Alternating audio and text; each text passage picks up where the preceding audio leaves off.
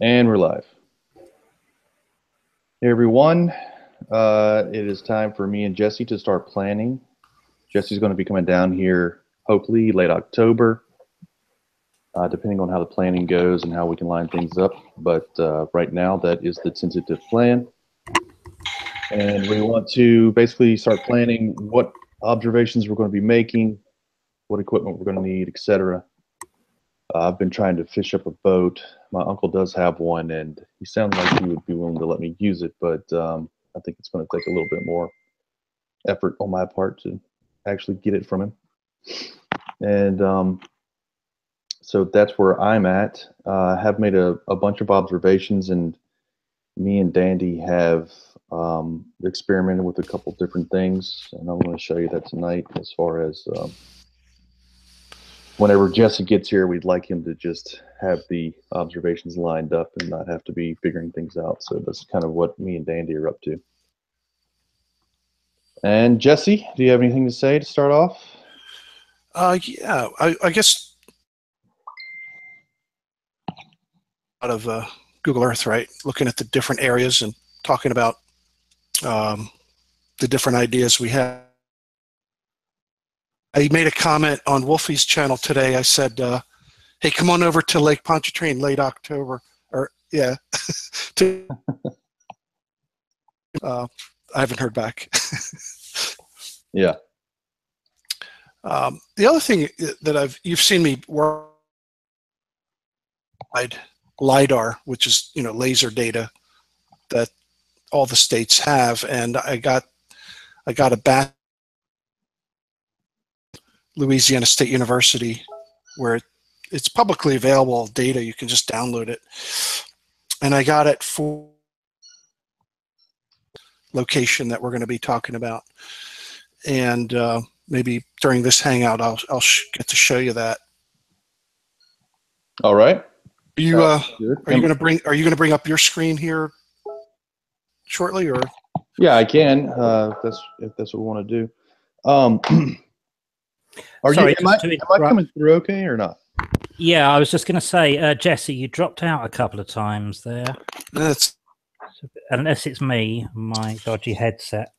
No, I was hearing Jesse drop out too. I didn't know if it was me though. It wasn't drastic, but it just suddenly went for a second or two. All right. Well, I'll just have to repeat myself if that happens. Okay. That's okay. We'll allow that. Okay. So where do you want to start? Do you want me to pull open Google Earth, or do you want me to start with the stuff that I've been looking at, or? Yeah, let's do that because you're there. Okay. So that's a good spot to start. All right.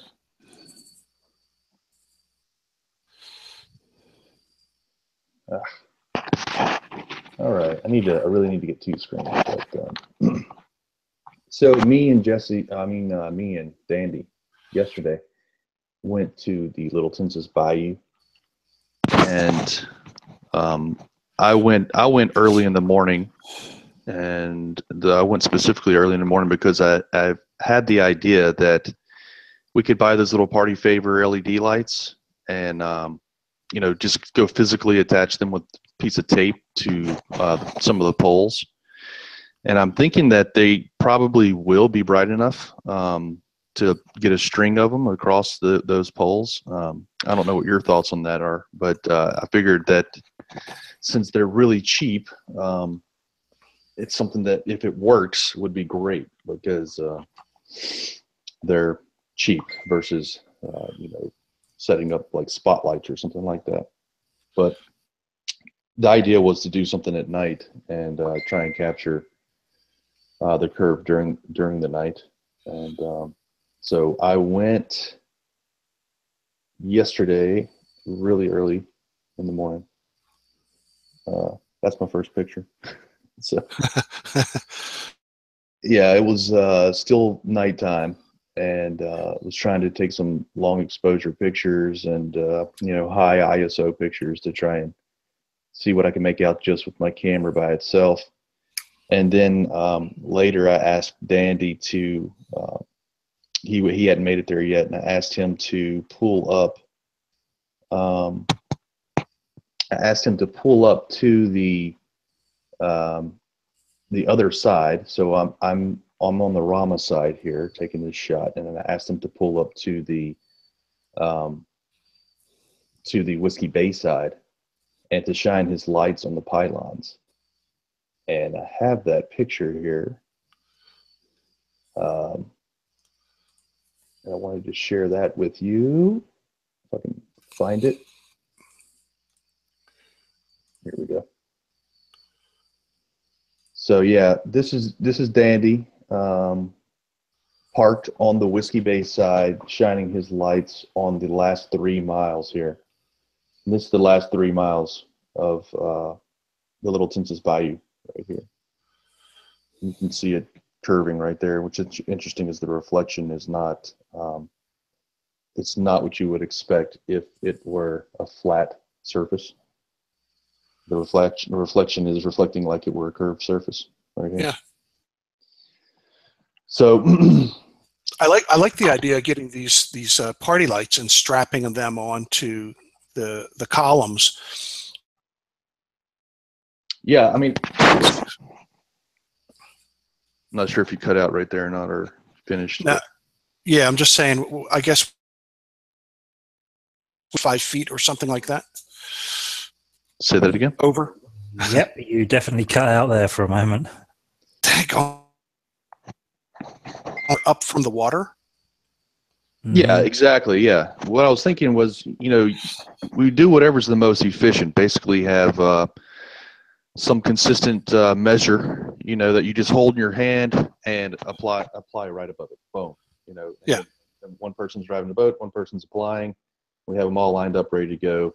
Apply them as fast as we can, because there's a lot of pylons, and I could see this easily taking numerous hours to accomplish.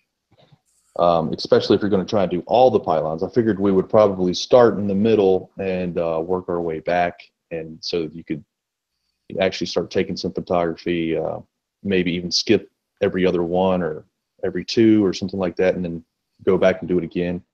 Keep filling them in. If we have more time, you can make it more and more dense, but start off with, you know, just every 2 pylons or something like that. Yeah. You're dropping out also on my end, Soundly. How far apart are the pylons? I have some other pictures from other days that show them, but they're significantly far apart. I mean, I could just throw a number out there, but it'd be better if I showed you a picture. Yeah. Okay. I'm not real sure. Because I'm thinking that you know, we don't need set these every mile, because it's 7 miles, right? Well, from what I was actually thinking was we would start by doing it from the center and go the furthest. You know, the basically the observer would be on the other side, and we would go away from the observer. That's what I was imagining we would start off with, and depending on how much time we have, we would put more. But yeah, obviously start off with like a very broad spread and cover, you know, as much distance as we can as quickly as possible, and then go back and fill that spread in. That's the idea. Just depending on how much time. I don't know if we're going to really need to, if we're going to try to replicate the Bedford level idea, we're not going to need lots of these. We're going to need them set pretty much 1 per mile, and then from one end, and you're definitely going to see that they do not line up. And that's the simple test right there. You might want to repeat that last sentence or two. The simple test is just seeing that the. Okay, so Jesse, you're breaking up pretty bad, so I'm gonna repeat what I think you said. Okay. Nathan, am I coming through?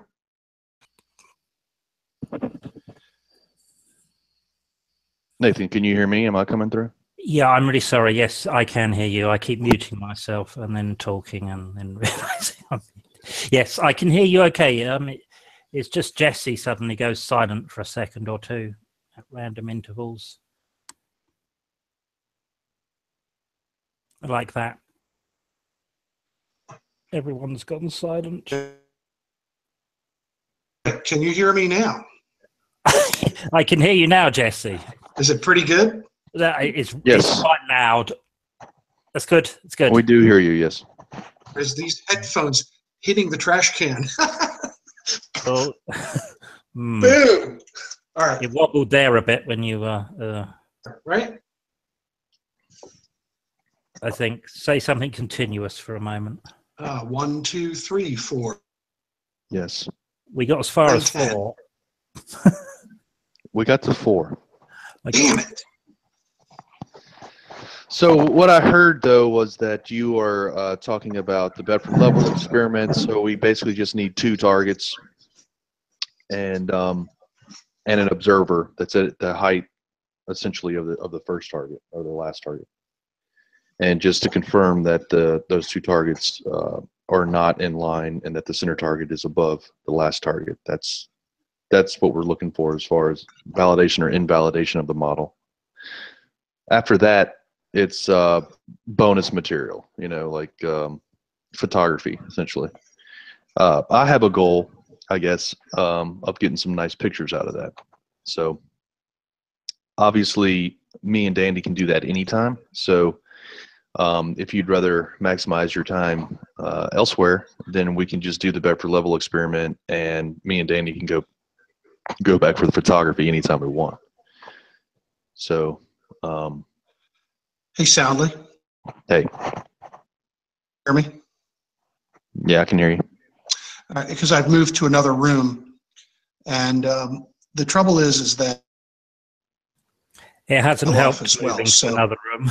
You still keep cutting it out. Yeah, unfortunately. yeah, you want you guys are cutting. Oh, it's the whole platform then. It must be my end. Yeah, Nathan. wanna- Nathan sounds fine to me. Oh, okay. Yeah. Well, all right then. Do you want to try Fine to me reconnecting, Jesse? also. Yeah, Jesse, do you want to try and maybe reconnect or reload or something? Yeah, let me do that. Okay. In the meantime, I will try and share some of the stuff that I'm looking at. Maybe I could go a little bit more in depth about our recon yesterday. Yeah, a bunch of nice shots that I started off with here. Some shots of the sun. But yeah, here, Mm-hmm. this is where, it seems obvious to me. This is actually 3 miles here from here to here. From the center to here is 3 miles. So the idea would be to replicate the Bedford level here. Obviously, it's, based on this high water mark, it's going to be a good situation. I've been spamming links to a lot of your videos all over Wolfie's channel. I'm sure he appreciates it. One of the things that people don't always get, because of course, they give them the briefest of looks before laughing manically that it's all shit. Right. But they don't always get that you're highly zoomed in. So I'm wondering whether it might be an idea to have some videos with a notation on it, and maybe a few lines, just giving that as a... Yeah, absolutely. I'm highly zoomed in. You can't see any of this with your naked eye. Like you can barely even resolve that there's something down there. You can see this crossover, but certainly the landing over here. That's a car right here. There's a boat landing right here. I think it just might be useful to have the occasional video when there are shots like this with a sign, writing down at the bottom or something that says that, the cross span is 5 miles away from you or something like that. Yeah, this is 3 miles away, right? 3 miles. This crossover is 3 miles away, and there's another 3 miles on the other side of it here. I mean that, or maybe other people do that sort of thing. I don't know, but no, it's a good idea. I mean, it doesn't help make the pictures look any more beautiful or anything, unfortunately, if you've got text all over them. But no, but I mean, sometimes I want people to see quickly what it is I'm trying to show them before they get a chance to dismiss it. Yeah, I understand. I mean, I kind of do that with the Twitter stuff that I put out. Mhm. You know, I try and put some annotations and stuff to try and communicate the whole message in one picture, which is possible sometimes and not possible other times. But like, for example, I've had a hard time figuring out how to annotate this. You know, this is the reflection of the top rail, which is curving down. So there's another angle of this. There's another angle on this where you can see that I'm actually lower down, and you can see it curving down here. Yes. Sorry, Dandy Panty has just complained that I was failing to watch chat, and indeed I was. I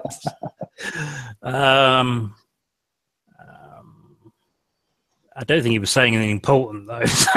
Just that bit. This are we seeing? Yeah, probably, we seem to be seeing you fine though. Yeah, I think we can see. Okay.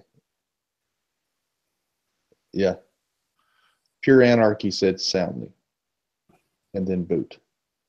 I don't know. So this curve right here is a 3 mile curve, and you can see it reflected in the water down here. But you can tell there's something wrong with the reflection. That's 3 miles beyond the cross span there. Yes, this is 3 miles beyond this center crossover. Blimey, I mean, it's not. Right, and this crossover is almost exactly centered in the middle of this span that we're looking at, this 7 mile span. Right. Yep, I get you. And so you were saying about the reflection.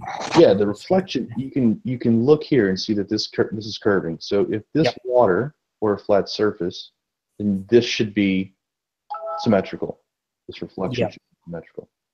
Oh, I get you. Yes. And in each case that you see this reflection is never symmetrical, and that would be a nice thing for somebody to demonstrate in a kind of laboratory setting, if you know what I mean. Exactly. Like, I really feel like a mirror or something. Exactly. If you had a mirror that you could bend and show the difference, that would be a really good example of what's going on here, because that is what's going on. I mean, the surface of the water is curved, so the reflection is different. It's not symmetrical the way you would expect it to be. So this is just another example of curving water. I mean, I get what you're saying, but I can immediately think to myself, if I didn't already know this or agree with this, I'd be saying, oh yeah, right, prove it, because I can't do the geometry immediately in my head. You know, I can't see it as definitely the case. Exactly, and you wouldn't want to try and prove it with numbers, right? No. Well, I meant more the geometry with, you know, doing lines or something, you know, just I think and with the I think what you were talking about earlier, a demonstration of a curving mirror would make sense. Yeah. That would probably be the easiest thing. That's why it's very hard to annotate that, but to me, I think it's a very powerful idea that it would be nice if we could communicate that, because the idea is so powerful. Yes. Well, we did have Jesse back in for a minute, but yeah, where is Jesse? I thought he was coming back. He came in and then left. Did he send me messages or something? No. Perhaps he's rebooting his machine.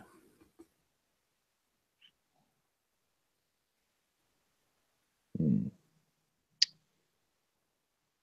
that's no good. Oh, we do that.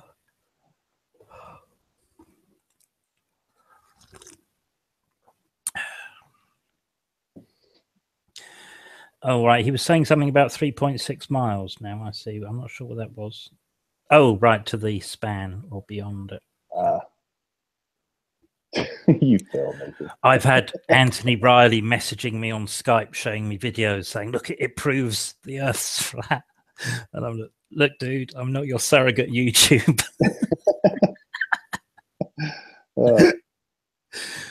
Electrolysis. Thanks, Reddit. Rudderkin Discourse. Okay, 3.6 miles. Dandy corrected me to the center.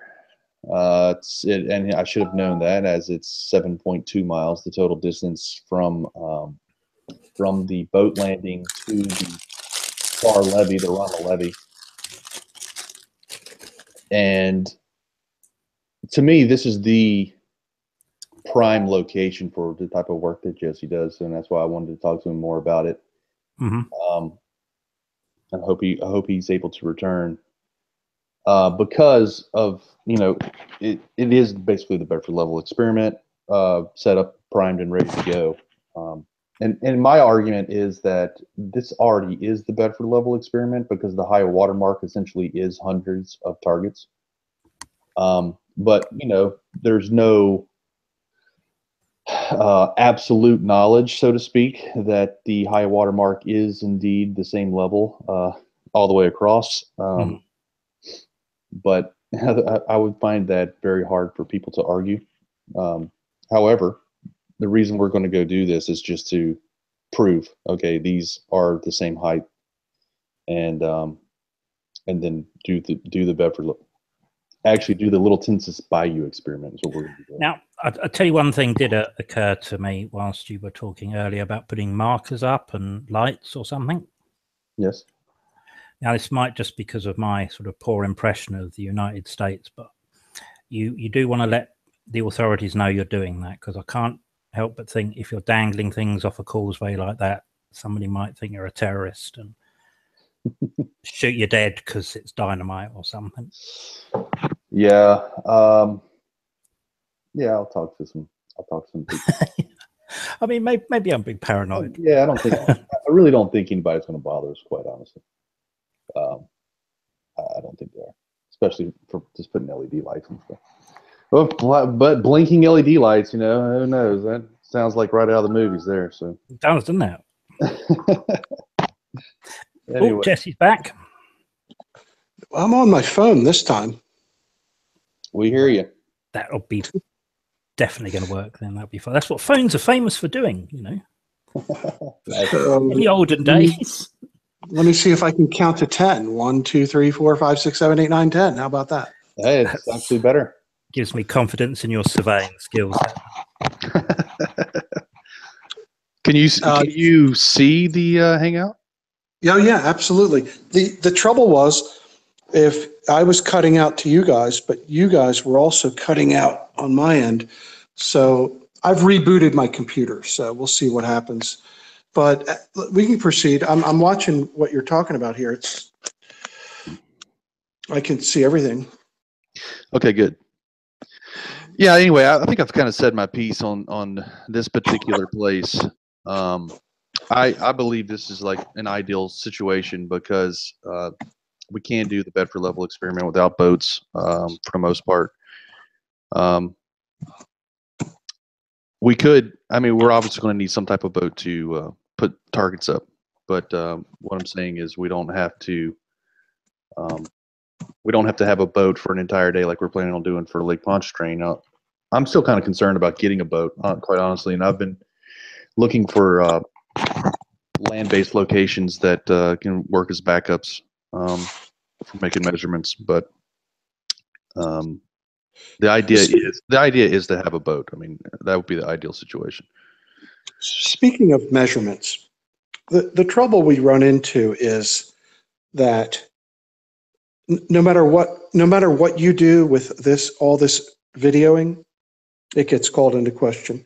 No matter what measurements I make, those are questioned. And I'm having a hard time figuring out how to explain that better. In other words, we've got to find a way of getting across what measurements would be acceptable, what measurements are not acceptable. Yeah. What passes for acceptable to the people that we're trying to show this to is a guy setting up a laser and tilting it. It's just like if they get any piece of technology, set it up and turn it on and record a video about it, it gets spread 64,000 views and mirrored to 15 channels, and it's fantastic. If I measure an angle, I'm told my theodolite induces curvature. The curvature is in the theodolite, and it makes no sense because my reply to that is that I'm using the exact same measurements, the types and methods of measurement that were used to build that causeway, build those electric towers, locate all the navigation beacons on the nautical charts, construct any bridge. And so, if it's wrong, it's got to be wrong for both, right? So, well, that's been a continual problem for me, I guess, just in my experience here on YouTube in the last couple of years. The very first YouTube video I made was like, oh, I'm just going to make this video and it's going to be over. And it was a video, yeah, right. It was video on math. It was video, showing like why, how to do obstruction height, and once you guys see this, you guys will have the right information, and everybody will understand there it's not flat. Boy, was I naive. Man. Yeah, same here. And so the reason my YouTube channel has changed from doing math, and moved more into the, visual aid side of things, so to speak, with the photography, is because I have been able to influence some people with the photography. Now there's a lot of people that they're going to call everything fake, and those people aren't really our targets. You can't target those people because there's some type of mental block that prevents them from accepting your information. I agree. And for me, it's about providing the information for educators, for other people that are going to get questions and not know how to answer them, and for kids, 15-year-old kids that are on the YouTube and seeing this flat Earth nonsense, then they need to have somebody standing in their corner and showing them the other side of it, showing them the truth. And so I totally agree with you. Yeah. And I've changed over the years as well. And I've only been in this maybe a year and a half, 2 at the most by now. But I did the same thing, came out with a couple videos that I thought would absolutely, just make, let everyone see the reality of the situation. But, that didn't happen. And then I went out and thought, well, geez, they want to see curvature. So I took pictures of curvature. And I'm talking about long lines to the Empire State Building, long lines to Philadelphia, long lines across the Delaware Bay, places that I could go readily close by and do that. But that's not getting through to them either, because they're not seeing the clown frown that they want to see horizontally. And they're not understanding the little bit of math that I put there, which is simply what elevation my crosshair is at and where it's intersecting a building 40 miles away that is, over 1,000 feet tall. And I guess they just can't picture that. So now, and also the other thing you get thrown at you is it's due to perspective, it's due to atmospheric lensing, it's due to, lots of things that have nothing to do with it at all, but that's their answer. And again, they're going to accept those things. So now I'm concentrating on the small. I'm looking at lines that are 500 feet long and 1,000 feet long. And that's what I want to accomplish this month before I come down. So I'm working real hard on producing measurements like I started at the golf course and measuring 5 arc seconds and measuring, actually measuring that tilt. But I can't go back to the golf course to finish that. So I'm going to, they're not going to let you go there? It's just, it's hit or miss. I go there and it's very busy, a lot of golfers.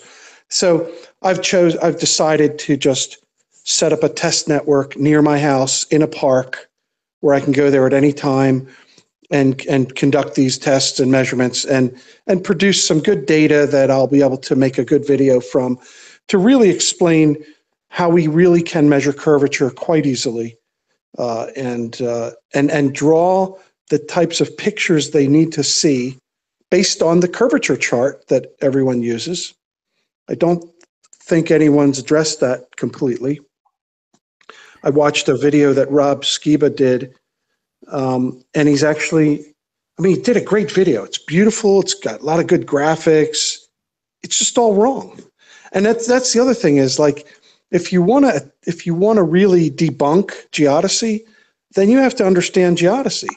You can't debunk geodesy by not understanding what you're actually talking about concerning how geodetic measurements are made and what they actually imply. So anyway, that's where I'm focusing on right now, is to just, if they don't like the fact that I'm measuring to a building 40 miles away or 30 miles away or 20 miles away, then what about really small and short, 500 feet, 1,000 feet? You're I'm saying going to concentrate on that. You're saying because they're blaming that on refraction. Yeah. Refraction, perspective, you name it. There's always some reason why this picture looks the way it does, and yet at the same time they'll tell you to trust your eyes, trust what you see. Well, this is what you see when you look through this telescope. Right. Now, if you have to convince yourself that what you're seeing is actually due to all these effects and that it isn't actually lower, that the horizon does not rise to eye level, right. Never, but you gotta convince yourself that it's because of some other effect that the thing you say happens isn't happening. All right, it makes no sense. So again, I think we'll try to keep this real simple on the canal, what I keep calling the canal, but the little Census. Yep. That is a perfect spot to do the Bedford level test using those lights or any other type of target that they'll all be set above the water at the same distance. And then all you have to do is stand at one end and look. And with a P900, the awesome P900, you'll be able to zoom into every one of them and literally show how one's going to be lower than another. They're not going to be all lined up. Sorry if and I then could yeah, go ahead, Nathan. Yeah. Soundly, you have the picture of this, sorry, what's this called again? The basin or something basin? The little Census Bayou. Bayou, yeah. Don't you have a picture from the other side looking back in the other direction? Yes. Is it possible for you to put that up? Yeah, I'm going to have to find it. I'm thinking if you want to do observations down this channel in the direction that you're showing, you have a slight issue with the road rising up at the end. This causes curvature counter to the direction that you want to show, and could sort of, I don't know, undermine the image, and it might be better done from the other side. Why would you think that undermines the image? If anything, because it's a curve going in the opposite direction. I can imagine people saying, "Oh, look, it's all an optical illusion. You can see the road turning up in the other direction there." Well, the road does turn up in that direction. Yeah. But all this. No, it does. All this is the same altitude, though. So you like all this? That's all the same altitude. So what you're actually seeing is the curve working against that slope going up. But yeah, I do have some shots from the other side, just not this day. So I'm going to have to find it real quick. I mean, it certainly looks more dramatic in the direction you're proposing. Let me see. I just wonder whether it's as clear. Of course, ideally, you do it in both directions, wouldn't you? Because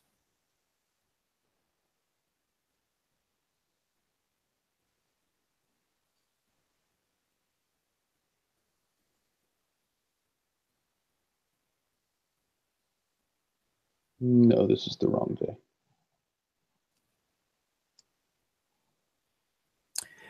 you showed footage from the other end of it in your video. I remember that. Mm-hmm. I have it for sure.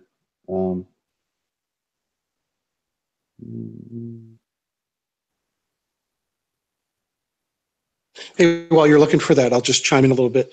If nothing else, as you were discussing how you've changed over time in what you're doing and your motivation for it, I'll just share my perspective on this as well. That this has just been nothing but fun because, surveying, we use GPS for everything now. And I've said this before, I've told people that this was a reason to get out the old theodolite and go do some challenging measuring. And so I'm just having a good time with this. And, I'm going to go do astro. I haven't done astronomic observations in like decades. I mean, before GPS, we had to observe Polaris or the sun to get an azimuth. So we're going to have some guys come out later in the month. We're going to go observe Polaris to get an azimuth on a line, and we'll probably observe for latitude also. And it's fun. If you like what you do, and I do enjoy surveying. This is fun to get out older equipment, and it's kind of historical science. I think. Historic, yeah, doing things. There is a bit of a market for that. You get the TV documentaries, don't you? People living back in olden times and showing how they had to engineer things and build castles and whatnot. So yeah, I think it's good entertainment and education. Absolutely. You should probably dress up in oldie time clothes whilst you're doing it. Well, the fact is, it wasn't that long ago. When you think about it. I know what you're saying there, but the fact is, I mean, we were doing astro azimuths in the 80s. GPS. The first time I saw GPS being used was like 87. And they were gigantic antennas and huge pieces of equipment that ran on car batteries and stuff like that. Now they're small, they fit in the palm of your hand. But anyway, we wore jeans, we wore jeans and boots and flannel shirts, so it wasn't that long ago. So this is from the other side here, Nathan. We have some other pictures that are clear. This was obviously a hazy morning, but yeah, I have plenty of photography and imagery from the other side showing the same curvature going back the other direction. So this curve here that you're seeing, this is a 3 mile curve. Right. Is the same as this right here. Like that's this piece right here. Yep. And so you can see how this piece looks straighter in this picture than it does in the other picture because we're not getting as much compressed into the pixels. Yeah. So that's what happens. I mean, this is spanning 4,000, let's say 3,000 pixels, versus this distance here, which is And you were thinking of putting lights on that? Yeah, the idea was to get some LED lights and place them at exact heights on some of these. And isn't that going to take a bit of time over 3 miles? Yeah, that's why Jesse was suggesting we just do the Bedford level experiment, the little Censes Bayou. Oh, right. So yeah, I get you. So we would only have to do a few targets. I was imagining putting a few of them up so you could demonstrate the compression. Yes. So yeah, my ultimate goal there would be, if I had the time to do it and wasn't arrested in the process, would be to put alternating lights. So it'd be like red, green, blue, red, green, blue, red, green, blue, yes. red, green, all the way down. And so you could see how those lights were eventually compressed together. And I would imagine that at the end they would be so close together that you would start seeing different colors, from the mixture of the lights, if you could put it on all of them. But anyway, what's the public access like? Either of this. Both sides have public access. Anybody can go there with their boat. Yeah, I'm talking about in terms of how many people you could get down there. How many could you get down there? Yeah. Imagine you wanted to put on a public demonstration, and people would turn up to watch you. I mean, on the boat ramp, you could probably have a couple 1,000 standing there, I guess. Oh, but, crikey, that many. Okay, that's fine. Yeah. I mean, it's you wouldn't want that many. It'd be pretty tight, but No, but I mean, you could definitely have, if you got 30 people turning up to have a look, that would be plenty of room. be quite a success. Plenty of room for 30 people. Yeah, no doubt. Yeah, I mean, if you were going to have hundreds of people there, we would have to have a big flat screen TV and hooked up to the P900 so everyone could see it. Yeah, laser show and stuff. And we'd have to have a portable bar. It would be a houseboat. Well, come see the curve of the Earth. Exactly. I don't see why that shouldn't be a popular attraction. These days it would be. All right, Jesse, you're asking how far apart the poles are. This is kind of a broadside shot here. Yeah, they look to be nominally spaced, maybe 25 to 30 feet apart or something like that. Yeah. And so, I mean, we could, if we get in a boat and we navigate our way out, we go out 1 mile, put whatever we decide it's going to be, whether it's the lights or some other type of target, and then just go another mile and do the same thing. We'll have at least 4 or 5 miles of these, maybe 6. Right. And then from either side, we should be able to photograph that, measure it if measurements are allowed.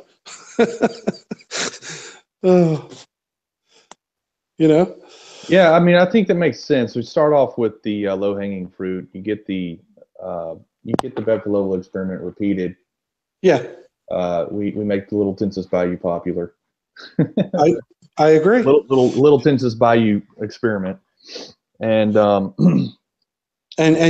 just keep it simple. That's what I was saying at the beginning when I was getting cut off. But the idea is to just come up with a very simple test. Right. We do that test, and then we move on to basically get all of our low-hanging fruit done. We want to get the transmission lines. We want to get the Causeway. I think the Causeway is actually going to be probably one of the easier things also for you to test, because there's 2. Did you see the picture of the Causeway that I put out where the second Passover was down at water level? I did not. And when you're talking about the Causeway experiment that we're going to do, we'll probably do it from that rough riprap area that's perpendicular to, that would be looking at the power line. Yeah, that's the power line. So okay. I mean, if you want to go to that rough riprap area, then that's fine. We're going to have to hike in. It's about a 2-mile hike in, so we're going to have to. Yeah, that's fine. I think that's where we want to try to look for the clown frown on the top of the power lines. I definitely want to go back there with my telescope mount, because I'll have fine motor control with that thing. I can move very slowly and just slew across the transmission lines.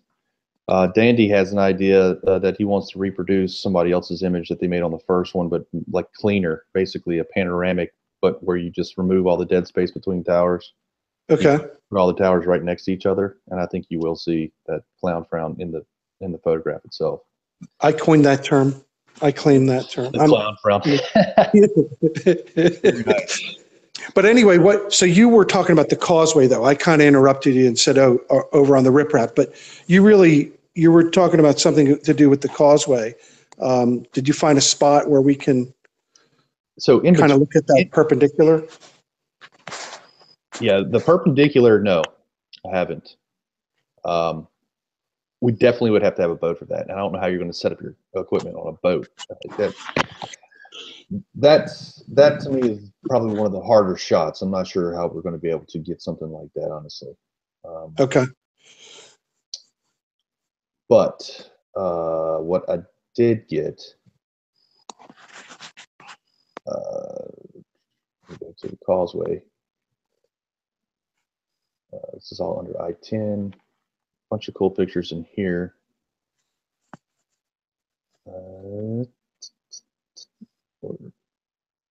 It's right.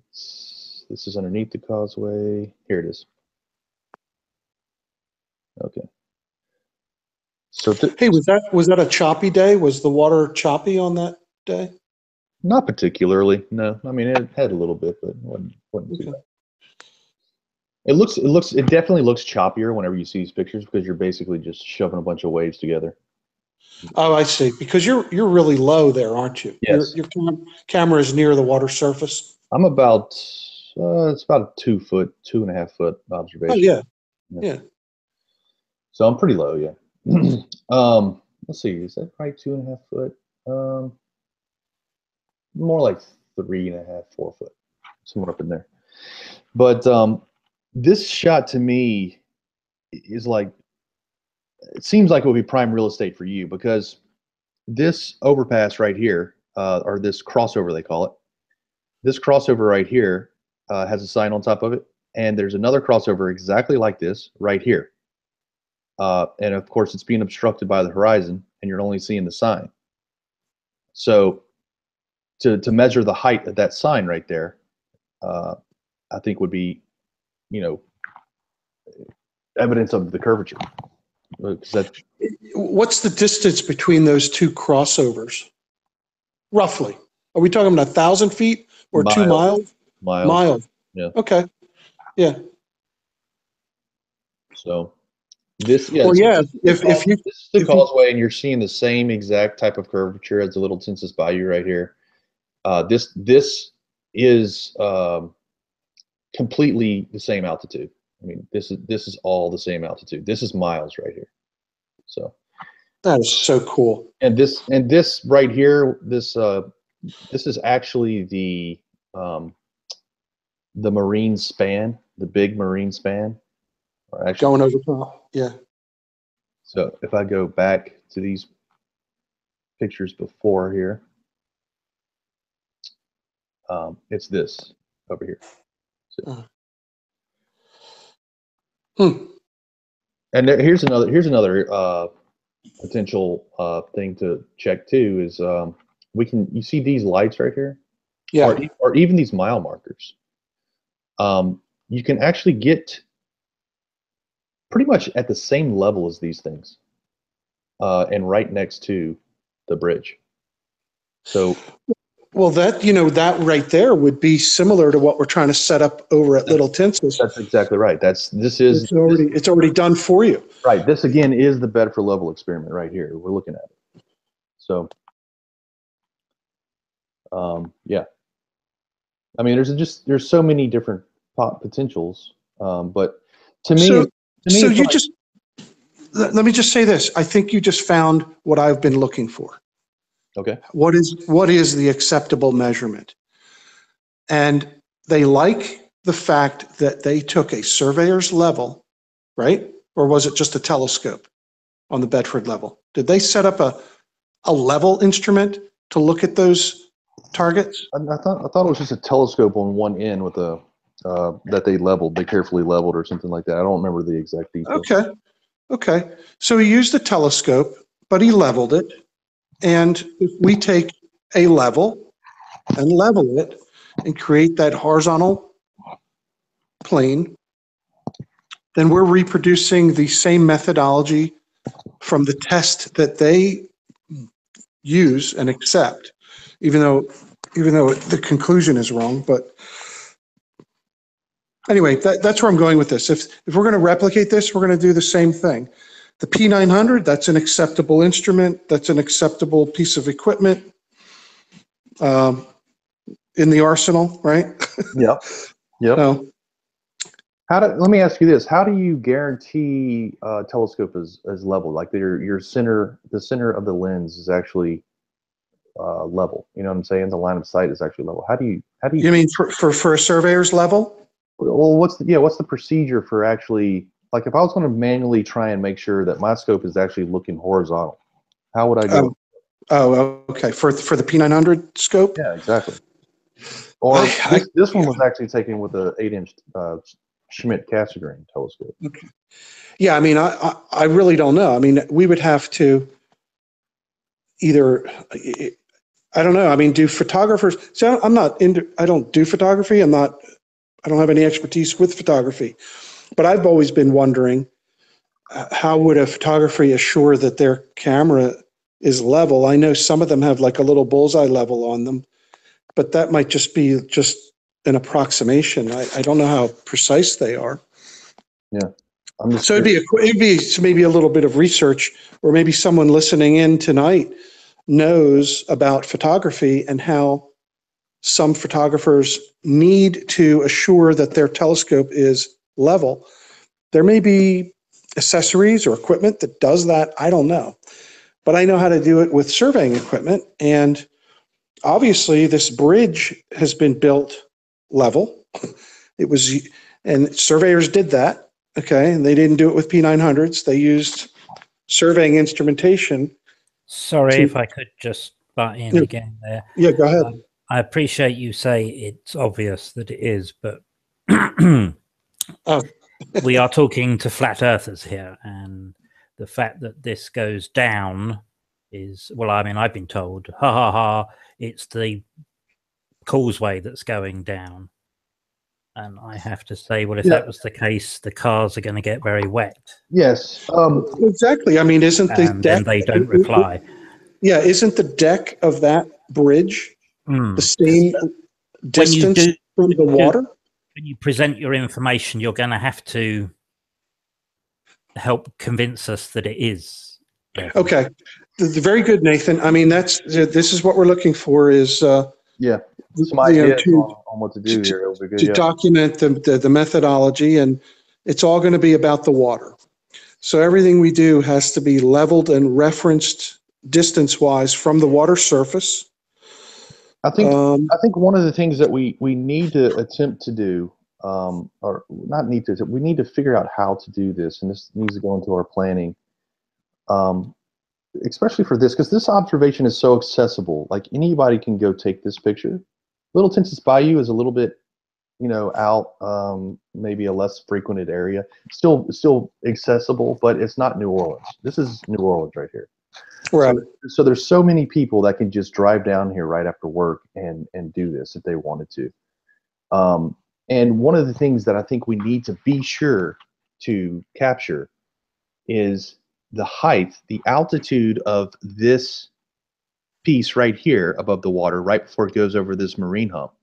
And then the altitude of this piece right here above the water, right before it goes over this marine span. Because if we can prove that this and this are the same height, then we kind of solve it is the same altitude, right? We know it's the same altitude. Good. Now, and again, is there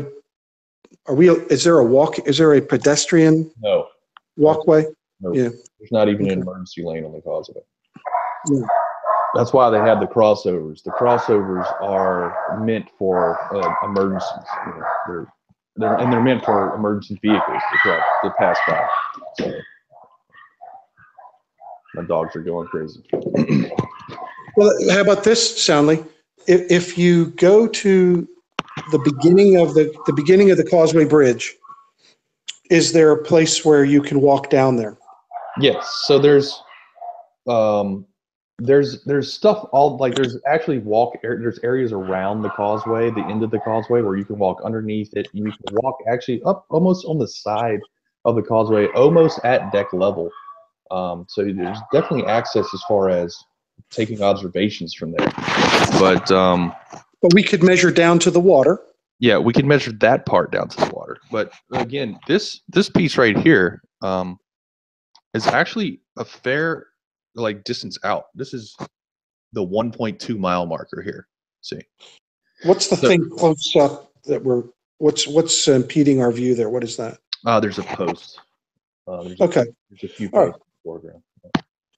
This is actually right next to, a couple hundred feet out in front of me.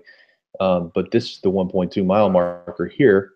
Okay. And to get out here, we have to have some type of boat. I mean, there's no way to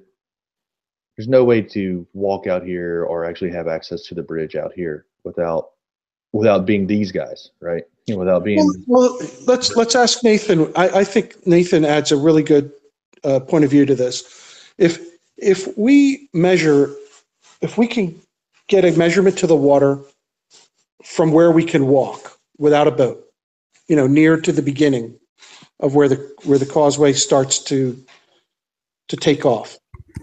If we can get down there and measure that. So, yeah, I was just unplugging so I could sneak off to the toilet and put a biscuit in my mouth. And then Jesse says, let's ask Nathan. No problem.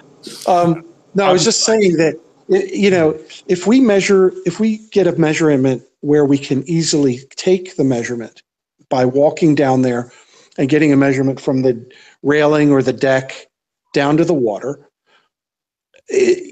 I don't know that. I'm sorry. I don't know that we. Where? At the beginning of the causeway. Do you have a picture there, Soundly? Yeah, but the beginning of the causeway, like I said, is not really this. It's not this piece at all, and the beginning of the causeway isn't as consistent as that piece right there. So there's like a little left turn right at the very beginning. Okay. All right. So I guess. Is that this is it. I mean, this is it right here, Jesse. Look. All right. Well, I'm moving my camera. Try and pause. Okay. So this is it right here. You have this deck that's pretty much at deck level. And then you can see like here, the causeway kind of starts here. And then this is where like the actual causeway deck starts. But this piece actually goes out a ways and almost a mile. And then it does a very slight left turn, which I have a video that shows that. This is it right here. See. What do you think the depth of the water is? Wow, that does a left turn across the lake. Well, it looks a lot more. It looks a lot more dramatic than it actually. Sure, but I can't see anything like that on Google Earth. No, because this is like miles right here. Okay. Yeah. All right. Wow. So what happens like is what happens is the right lane, or I say right, the east lane, the northbound lane, since we drive backwards in the U.S., it actually spreads out away from the southbound lane until they're a certain distance apart, and then they go the rest of that distance all the way over. Is that about 20 feet from the water surface up to the deck? Approximately? Yeah, probably 25. 20, yeah, Okay. that's good. 20, 25 feet, somewhere up in there. Okay. 15-foot boat clearance. So you would imagine if this is 15, that's another 10. So yeah, Okay. About 25. Okay. And about how deep is the water there? The water could be up to your neck, about half a mile out. So it's pretty shallow. Oh, shallow right there? Yeah, it's pretty shallow. I would say that it's probably knee deep, a couple 100 feet out. So right here we could probably stand. I mean, imagine we could right here. I think we're going to need a boat. Yeah, I was thinking about maybe walking out there, but no. But I think if we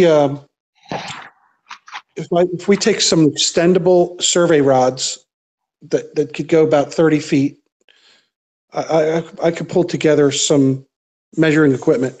We bring in the boat, and I've been looking for a boat that we could actually take around the lake. Now, if we can settle on a boat that is just something we can put a troll motor on, and we're just going to take like a little excursion off the land to go do some measurements and come back. Then I have that already. Good. I don't think we need anything anything more than that. Okay. And then, do you feel safe crossing the lake with that boat? No. Okay. All right. I wouldn't want to cross the lake without a legit boat with a nice motor on it. All right. You don't want to get stranded out there, that's for sure. Okay. So, but as far as accessibility goes and taking measurements, the RUDOC is the 90 degrees to the transmission lines. We can get there on a 2-mile hike. It'd be great if we could get a 4-wheeler. Maybe we can line up a 4-wheeler. That would make things a lot easier. Dandy suggested something along those lines, but we don't have that for sure yet. I'm trying to get a boat from my uncle, which I don't have for sure yet. And even a 4-wheeler just for transporting the equipment, you know, getting it all packed on there.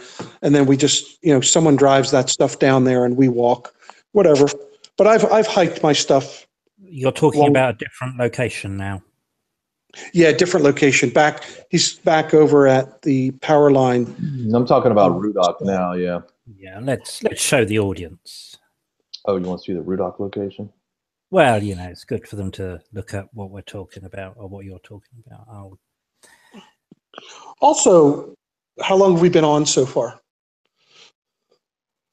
It's been a while. I don't know. Yeah, we'd start to lose people if we just go on and on and on. We don't want to make a 3-hour hangout. Oh, there weren't that many here to start with anyhow. This is the Rudock location here. You have to hike in on a railroad track. There are people that have camps back here, so generally you can get access back here without being pestered too much by the authorities. There's not many people back here, so there's not really many authorities that even care to be back here. But I mean, the land is owned by the railroad, so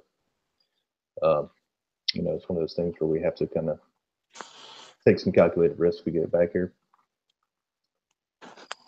But I think we'll be fine. That's a good spot. I think we'll be fine too. I mean, I've actually talked to some of the railroad guys. They don't really care as long as you're not shooting their stuff up. So yeah, so that'll be measuring to the power lines. We're going to have to give a lot more thought to what is possible and what we need to do for the Causeway Bridge, and getting a boat to go across the lake would be awesome. what about the Marriott shot? Do you want to still try? Oh yeah. I forgot about that. The Marriott is another very good. Before you leave the pylons, 290 meters, I think, on average between each one. Seems a lot, but it is. Yeah, I wanted to know earlier. Wait, which pylons? The pylons. The transmission lines?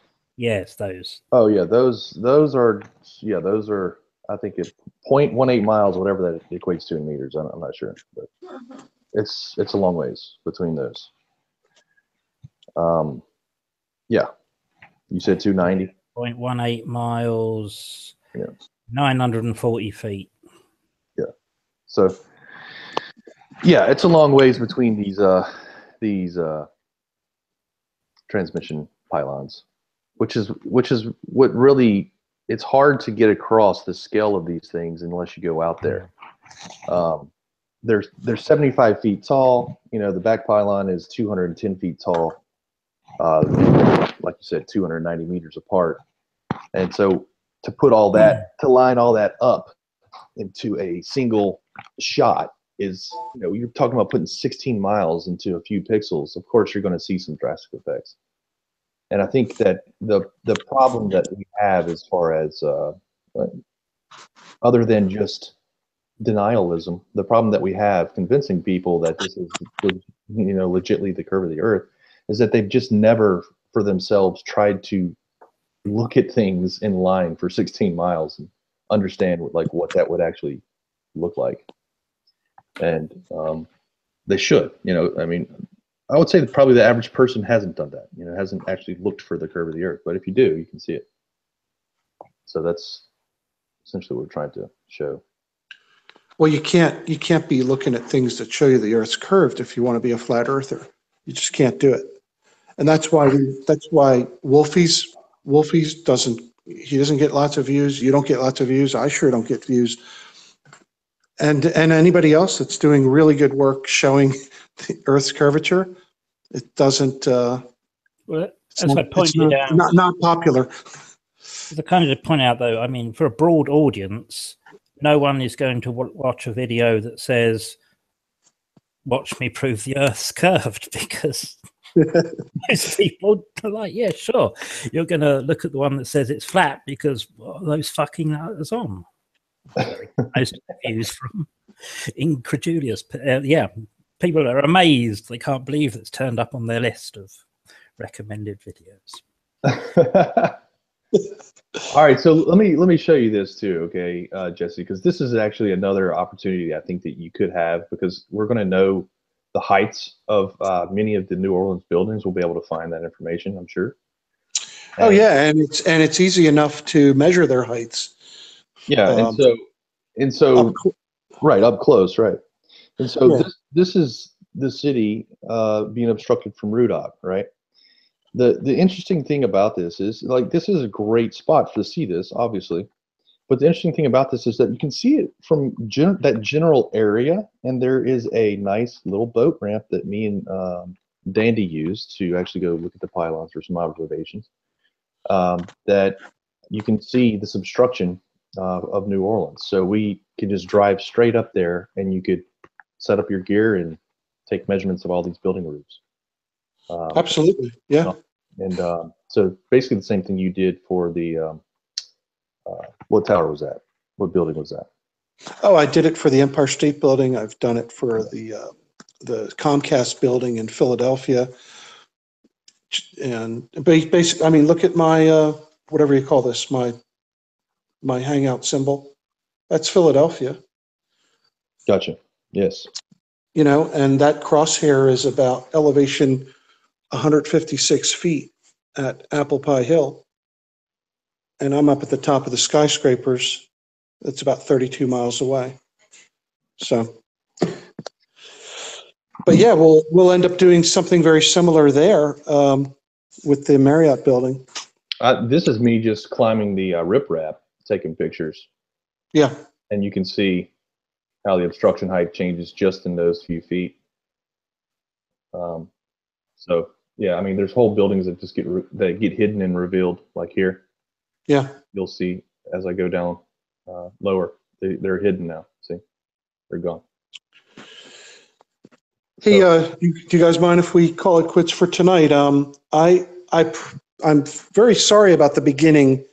I don't know what was going on with my laptop. I'll make sure to take care of that before we do this again, and because there were some things I did want to show you on Google Earth as well.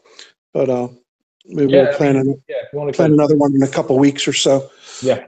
I mean, I think we have enough ideas from this one to kind of start putting it down in the spreadsheet, start trying to line these things up.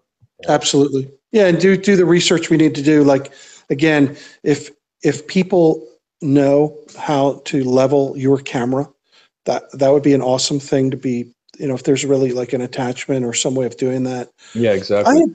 I had always thought that P900 had what's called the a virtual horizon feature. But maybe some other cameras have that. It's a Nikon feature. Nikons have it, but for some reason they didn't put it in the P900. Oh, okay. And Nikons have a lot of features that the P900 doesn't have, and it's all software features. So I don't know why they didn't add it. It's really frustrating.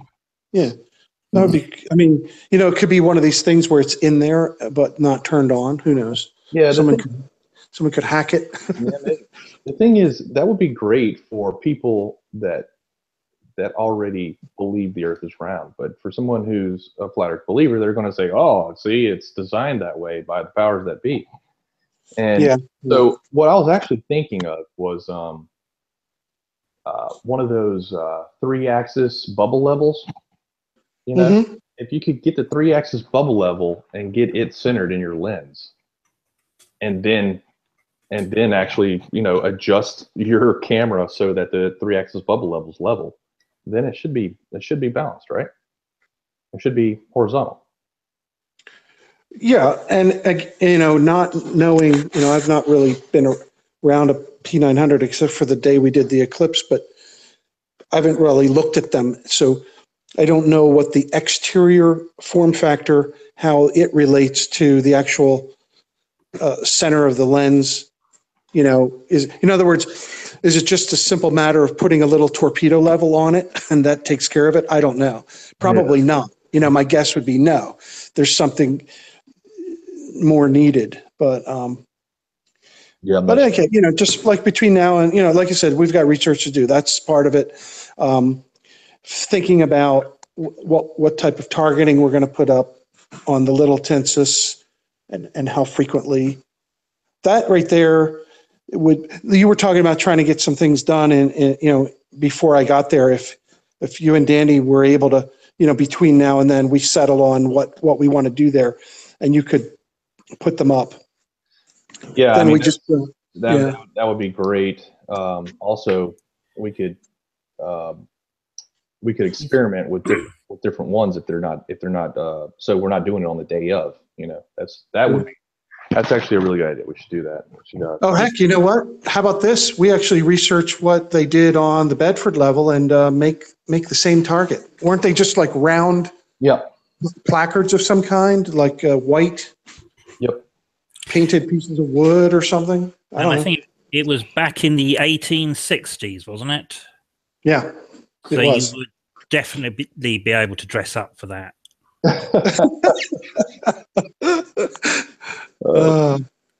Nathan, thanks for toughing it out and keeping an eye on the chat for us, man. Appreciate it. Absolutely, Nathan. Thank you. Oh, there wasn't anything particularly amazing that was said in chat. Is it worth scheduling one for next week and maybe like advertising it a little? How about in 2 weeks? 2 weeks. Yeah, 2 weeks is good, man. Yeah. And then we'll do our homework between now and then, and I will definitely solve my internet issue, whatever the heck was going on there. And we'll aim for the 19th then, I think. If that's what date is it for you where you are at the moment? 6th? This is today's the 5th, Tuesday. Right. Oh, I'm just ahead of you then. And I'm good for Tuesdays and Thursdays if we want to. All right. Well, pencil it in, and maybe people can put I don't know notifications or whatever it is on your channel. So interested. Yeah, that's good. Definitely. Right. Sweet. Lovely. All right, guys. Hey, thanks, Nathan. And good to talk to you, Stanley. Take care. Yep, thanks. Y'all have a good night. Good night, everybody. Or, good morning for you, Nathan. Bye. Bye-bye.